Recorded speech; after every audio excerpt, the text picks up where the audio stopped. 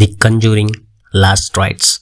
ఈ మూవీ గురించి వరల్డ్ వైడ్గా కంజూరింగ్ యూనివర్స్ ఫ్యాన్స్లో నేను కూడా ఒక్కడిగా ఈగర్గా వెయిట్ చేశాను. ఫైనల్లీ ఈ మూవీని చూసేశాను. ఈ మూవీని చూడటానికి ముందు ట్రైలర్ని చూశాను. అందులో ఒక డైలాగ్కి నాకు ఈ మూవీపై మరింత ఎక్స్పెక్టేషన్స్ పెరిగాయి. అదేంటంటే, ఎందుకని ఇది వాళ్ళకి లాస్ట్ కేస్ అయ్యింది.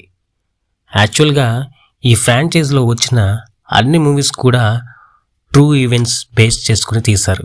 పారానార్మల్ ఇన్వెస్టిగేటర్స్ అయిన ఎడ్ వారెన్ అండ్ అతని భార్య అయిన లోరెన్ వారెన్ వాళ్ళ కేసెస్ అన్నమాట ఇవన్నీ.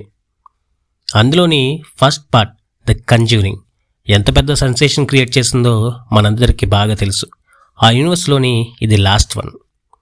1965లో ఎడ్ అండ్ లోరెన్ యంగ్స్టర్స్గా ఉన్నప్పుడు వాళ్ళు ఇన్వెస్టిగేట్ చేసిన ఫస్ట్ కేసు గురించి చూపిస్తారు ఈ మూవీలో.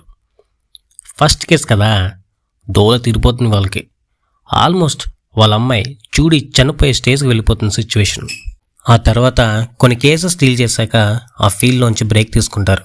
అప్పుడే వాళ్ళ పాస్ట్లో డీల్ చేసిన కేసులోని ఆబ్జెక్ట్ పెనిన్సులాలోని వెస్ట్ పిట్సన్లో ఉన్న స్మాల్ ఫ్యామిలీ ఇంట్లోకి గిఫ్ట్గా చేరుతుంది.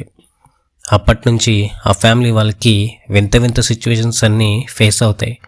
ఫైనల్గా ఇక్కడ ఏదో ఉంది, అది మన ఫ్యామిలీతో ఆడుకుంటుంది అని జాక్ స్మాల్ చర్చ్ వాళ్ళని కన్సల్ట్ చేస్తారు. విషయం తెలుసుకున్న ఫాదర్ గార్డన్ ఎడ్ అండ్ లోరెన్ల హెల్ప్ కోరుతాడు. దానికి వాళ్ళు, మేము ఈ ప్రొఫెషన్ ఆల్మోస్ట్ వదిలేసాం, సో మేము ఇన్వాల్వ్ అవ్వము అని చెప్పేస్తారు. సరే కదా అని డైరెక్ట్ ఫాదరే ఆ ఇంట్లోకి వెళ్ళి హోలీ వాటర్ని చల్లి చూస్తే అతనికి ఒక విషయం అర్థమవుతుంది, అక్కడ చాలా దురాత్మలు ఉన్నాయని. ఆ తర్వాత ఫాదర్ని ఆ ఈవిల్ స్పిరిట్స్ మ్యానిపులేట్ చేసి సూసైడ్ చేసుకునేలా చేస్తాయి. విషయం తెలుసుకున్న జూడీ స్మాల్ ఫ్యామిలీ ఉంటున్న ఇంటికి వెళ్తుంది. అక్కడ ఏం జరిగిందని తెలుసుకుంటుంటే ఎడ్ అండ్ లోరెన్ అక్కడికి చేరుకొని మనం వెళ్ళిపోదాం అని ఫస్ట్లో అన్న తర్వాత అక్కడ సిచ్యువేషన్స్ని అర్థం చేసుకుని వాళ్ళకి హెల్ప్ చేస్తారు. రంగంలో దిగిన లోరెన్ అక్కడ టోటల్గా 3 దురాత్మలు ఉన్నాయని చెప్తుంది. వాటిని ఒక పెద్ద దుష్టశక్తి ఏదో కంట్రోల్ చేస్తుందని కూడా చెప్తుంది. ముందు దాన్ని అడ్డుకోవాలని అది ఉన్న ఆబ్జెక్ట్ని తీసుకెళ్తుంటే వాళ్ళని వెళ్ళనివ్వకుండా 3 చెరువుల నీళ్ళు తాగిస్తుంది, ర్యాంప్ ఆడిస్తుంది. చివరికి ఏదోలా ఫైట్ చేసి దాన్ని బంధిస్తారు. అక్కడితో కథ కంచికి మనం ఇంటికి అంటే కుదరదు ఇక్కడ. ఆ తర్వాత ఒక సీన్ ఉంది, అదే జూడీ టోనీల పెళ్ళి. అక్కడ మన కంజరింగ్ యూనివర్స్లో ఉన్న వాళ్ళంతా లైక్ పెరన్ ఫ్యామిలీ, హడ్సన్ ఫ్యామిలీ, వీళ్ళందరితో పాటు మనకి కంజరింగ్ యూనివర్స్ అందించిన ఫేమస్ డైరెక్టర్ జేమ్స్ వాన్ కూడా కనిపిస్తారు. అక్కడితో the end. Coming to the point, movie ఎలా ఉందంటే స్లైట్గా కంజరింగ్ 1 అండ్ 2ని మిక్స్ చేసి తీసిన ఫీలింగ్ అనిపిస్తుంది. బట్ ఇది రియల్ స్టోరీ కాబట్టి మన పేర్లు పెడతానికి సరిపోం. బట్ ఆడియన్స్ని ఇంప్రెస్ చేయడానికి 1-2 సీన్స్ని అయితే ఓన్గా పెట్టుండొచ్చు కదా. మూవీ కంప్లీట్గా ఎడ్ అండ్ లోరెన్ వారెన్కి ఒక పెర్ఫెక్ట్ గిఫ్ట్గా ఇచ్చారు.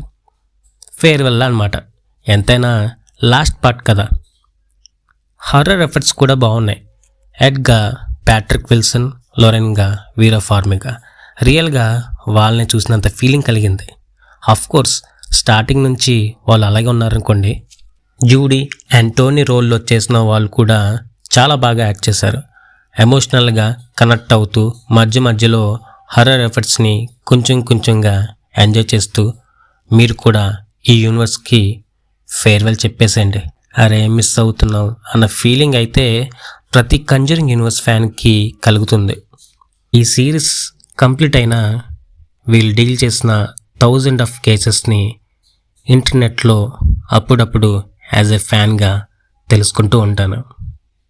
కొత్త వాళ్ళు ఇంకా ఎవరైనా సబ్స్క్రైబ్ చేయని వాళ్ళు ఉంటే మన ఛానల్ని సబ్స్క్రైబ్ చేయండి.